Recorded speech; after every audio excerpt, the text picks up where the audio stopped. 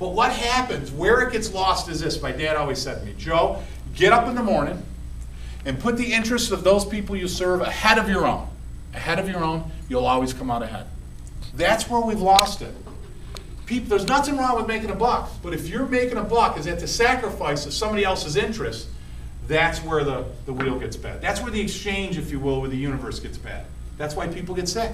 That's why bad things happen, both in chiropractic, medicine, or any other form of care. Any way we treat our planet, Earth, right? We're putting our interests ahead of somebody else's. That's the reality. That's what happens with these flu shots and so forth. We're putting the interests of themselves, the pharmaceutical companies. They're privately held. They've got shareholders. Geez, I got to come out with a new drug. I got to call it, we'll put a Z in front of it, Zitromax. Ooh, that sounds kind of fast and cool and sexy. Bam, we'll market it. Bam, we get it out there. That's what they do. They get focus groups and everything. That's how they do it. They're just trying to make money, but at the sacrifice of everybody else, right? Doctor, you guys were in Murphy's, Dr. Dan Murphy's yesterday. You went over the flu shot. What's really interesting in New York State is that we were actually licensed in many states across the country because of the benefit that chiropractic demonstrated in handling flu back in 1918. Now we know now why that happens, because primarily the sympathetic inhibition causes a dramatic increase or suppression of the immune system. So by releasing that, the immune system works the way it's supposed to. Pretty incredible stuff. But that being said, you know, that's why I want to really share that with you, because now in New York State, even though we were licensed under the treatment, if you will, of flu and how successful we were, you're not allowed to treat infectious diseases. So I think that's funny, because we have so many parents that come in and they're like, oh my God, my kids are under care, I started care, and their ear infections got better. So they go and say to their pediatrician, now we don't treat anything, and we're very clear with people that we don't treat anything, but then they go back to the pediatrician and say, my child, they cleared up because Dr. Joe treated her ear infections, and then what? The pediatrician, they're happy that the ear infections are better? No, what are you kidding me? He's what? I don't care if he's better or not. I'm turning that son of a bitch in. So sure enough, they call the Office of Professional Discipline and Misconduct. Her name is Juana Williams, because I've talked to her many times. And, you know, are you treating ear infections? No.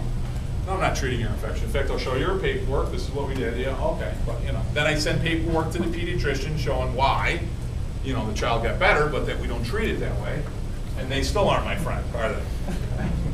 They look at you as a threat, unfortunately. So, okay. A couple more things here. This is stuff that, again, that Dr. Murphy went through yesterday. That's what happens when you speak last. Everybody steals your material.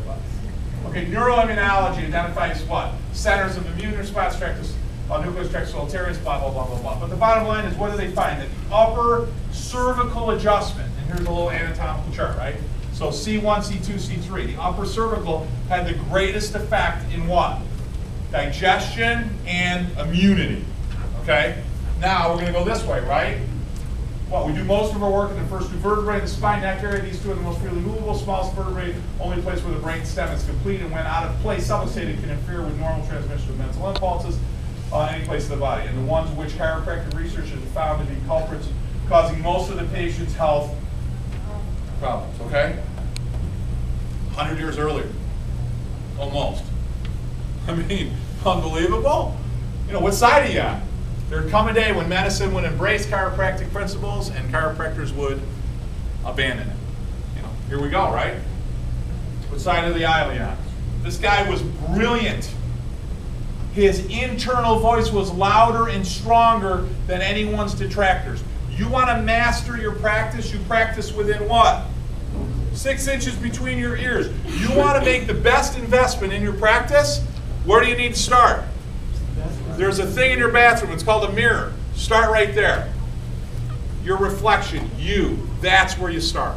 You start reading books, you start studying, you start trying to be a better chiropractor, a more effective communicator. You start putting their interest ahead of your own, and your practice will explode. And then you always start from the premise that they never fully get it. And therefore they don't what? See, as soon as they start, you got side door, back door. You guys familiar with those terms? Side door means they miss appointments. Back door means they're dropouts. Okay? Side door leads to back door. The side, how many docs? Do I have a lot of docs in here practicing chiropractors? Okay, listen. Do you hate missed appointments? Okay, two ways to do it. This is important stuff. I'm excited about this. You ready? Never, ever, everybody listening, ever. So when do you do it? Never ever let a missed appointment go unrecognized. The moment that your staff says to somebody at the front desk, when they say, geez, I missed Wednesday, and they say, oh, no problem. We know it's no problem. I mean, I understand where they're coming from, but it's not Hertz rental car. The minute you say no problem, what did you say to them about the value of their care? And what did I say to the 5 people behind them that's waiting to check in as well? And what did I say to everybody sitting over there?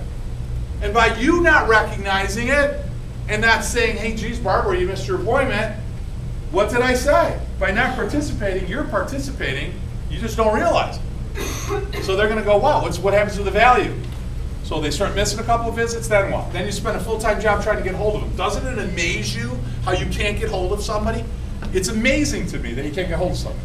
When they want you, they're right there for you, right? But then you're saying, hey, geez, you missed your appointment. You're calling them, texting them, cell phone, work, email, and you can't, like, what happened to them?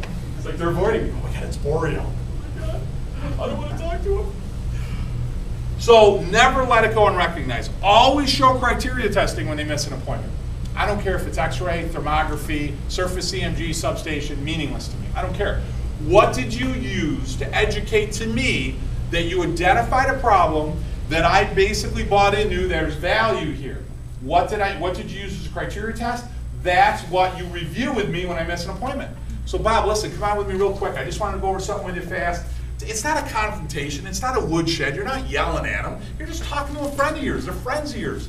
Come on in. Let me just go over something quick with you. Best friend gave me the best advice. He said each day's a gift and not a given